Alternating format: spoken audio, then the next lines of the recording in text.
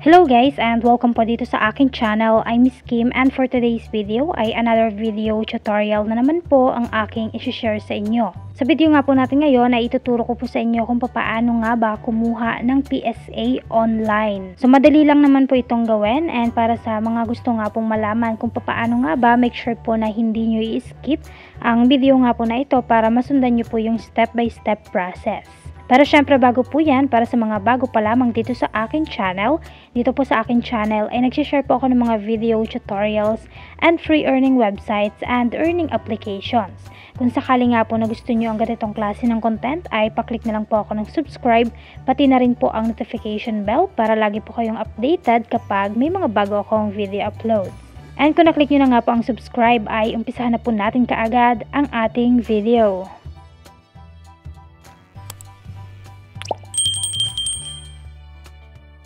Okay, so ang first step nga natin guys ay pumunta lang po kayo sa inyong mga browser and isearch nyo nga lang po itong psahelpline.ph.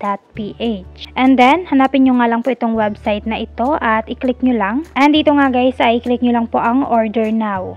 So, meron nga pong iba't ibang klase ng PSA. Merong birth certificate, marriage certificate, Senomar, and death certificate.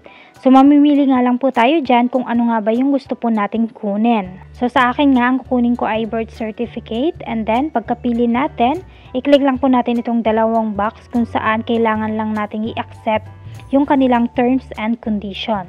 Pero bago nyo po i-accept yan, ay pwede nyo munang basahin. After nyan, scroll up lang po natin. At i-click nyo nga lang po itong continue. Next step ay kailangan lang nating sagutan kung para kanino ba ang PSA na kinukuha natin. Kung para ba sa atin or para sa iba. After nyan ay click nyo lang po ang continue. Okay, dito nga guys ay ito daw po yung mga details na kailangan nating sagutan kapag kukuha nga tayo ng PSA. So click lang natin ulit ang continue. And mag-i-start na nga po tayo magsagot ng mga details na kailangan nila. So dito nga guys ay kailangan lang nating ilagay yung ating gender and yung ating pong pangalan at birthday. And dito nga rin guys ay kailangan po natin ng valid ID.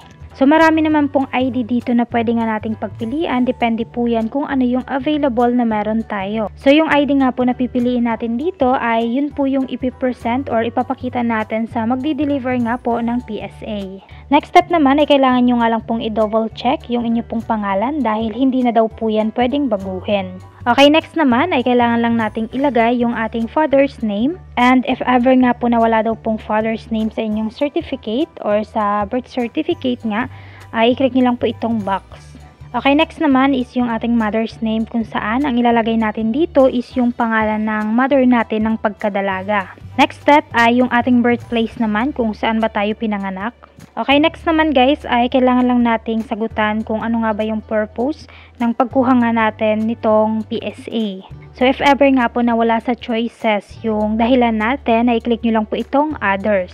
Okay, next naman guys ay mamimili na po tayo ng delivery option kung saan po natin gustong ipa-deliver nga po ang PSA. So pwede nga daw pong door to door and pwede namang i-pick up na lang. And para nga po hindi na hassle, ay itong door to door na lang ang pipiliin ko. Pagkapili nyo po niyan ay scroll up nyo lang. And dito naman nga ay meron pa tayong sasagutan na details. So dito naman nakalagay na nga yung pangalan kung sino yung magre-receive. And ilalagay po natin yung address kung saan po ipapadala. And kasama na nga rin po dyan yung ating mobile number in case nga po na hindi nila mahanap yung address na inilagay po natin para nga po makontak tayo. Okay, dito naman guys ay kailangan lang nating i-double check kung tama ba yung mga details na inilagay po natin para nga po hindi magka-problema. And then scroll up nyo lang po ulit and dito makikita nyo na nga yung amount kung magkano yung babayaran natin. So nakadepende po yan kung ilang copies ang kailangan natin. So kapag isa nga lang po ay 365 and then pwede nga po kayong mag-add kung ilang copies ang kailangan nyo, up to 10 copies nga po ay pwede. Pero yung amount guys or yung price nga po nitong PSA ay hindi po ako sigurado kung magkakapareho nga ba yung amount na nakalagay dito kumpara kapag kukuha din po kayo. Baka nakadepende po yan sa address kung saan nga po ipapadala. And dito naman po sa may bandang baba ay kailangan din po nating sagutan kung tayo ba talaga yung magre-receive ng PSA. If ever nga po na hindi tayo at kailangan natin ng authorized representative, so i-click nyo lang po ito. And para nga po hindi na hassle, ang lalagay ko na lang is ako mismo yung magre-receive. So dito naman ay double check lang natin kung tama ba yung pangalan at address na kung saan nga po ipapadala itong PSA.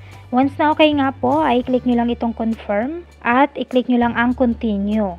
So tapos na nga po tayo sa pagsagot ng mga details, dito na po tayo sa payment. Sa pagbabayad nga po ay meron silang iba't ibang klase ng online payment options. So dito ay mamimili lang tayo kung saan nga natin gustong magbayad.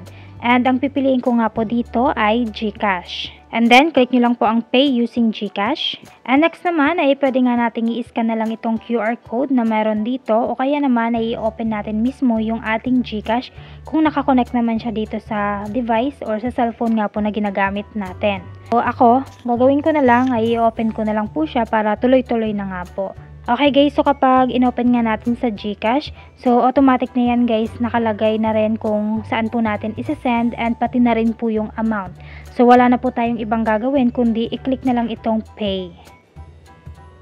Okay guys, so yan nga, nakapagbayad na nga po ako. So ibabak lang natin yan. Okay guys, so yan nga po, nakalagay nga po dito na successful na nga po yung ginawa kong payment via GCash. So, ibig sabihin nga po is okay na, nakapag-order na po tayo and ang gagawin na lang natin ngayon ay aantayin na lang po natin yung dumating. So, nag-update naman po sila sa email nga po na ibinigay natin. Kung naglagay kayo ng email, doon po sila nagsasend ng update. Pero if ever nga po na hindi kayo makapag-antay, pwede nyong i-copy itong number na nandito. Yan po yung parang tracking number natin and then i-click nyo lang po itong tatlong guhit na ito at punta kayo sa check status. And then dito nga guys ay i-paste nyo lang yung reference number na yan and then click nyo lang ang check status. And since nga guys kaka-order ko pa lang, so wala pang bago sa status niya dito. Processing pa lang siya. So ganoon na lang po yung gawin nyo, i-check nyo na lang yung status kapag nga gusto nyong malaman kung nasaan na yung in-order po ninyo. So yung itatagal niya guys based on my experience kasi ilang beses na rin naman ako nakakuha. So, nandito kami sa province, malayo po, pero 3 to 4 days lang ay dumadating na nga po kaagad. So, siguro kapag Manila lang, mabilis lang po yan. Okay guys, so ganyan nga lang po kadaling kumuha or mag-order nga po online ng PSA. I hope po na nakatulong nga po sa inyo itong video tutorial na ginawa ko. And kung oo nga po, ay paklik na lang po ako ng like, share, and subscribe. So, yun lang guys for today's video. Thank you po for watching and have a nice day.